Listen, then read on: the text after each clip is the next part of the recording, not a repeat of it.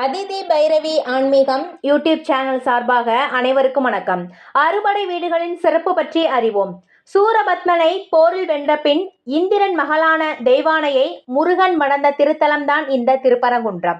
அசுரன் சூரபத்மனோடு முருகன் போரிட்டு வென்று வெற்றி வாகையை சூடிய திருத்தலம் திருச்செந்தூர்.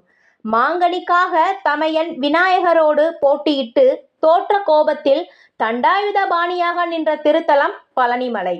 தன் தந்தை சிவனுக்கே பிரணவ மந்திரத்தை ஓதி தகப்பன் சுவாமியாக காட்சி தந்த திருத்தலம் சுவாமிமலை. சூரனை வதம் செய்த பின் சினம் தணிந்து குறவர் மகளான வள்ளியை மணந்த திருத்தலம்தான் இந்த திருத்தணி. ஔவைக்கு பழம் உதிர்த்து வள்ளி தெய்வானையோடு காட்சி தந்த திருத்தலம் பழமுதிர்ச்சோலை. இது பற்றிய தகவல்கள் நீங்கள் நிறைய தெரிஞ்சுக்கிற அதிதி பைரவி ஆன்மீகம் யூடியூப் சேனலை சப்ஸ்கிரைப் பண்ணுங்க, லைக் பண்ண மறக்காதீங்க. நன்றி.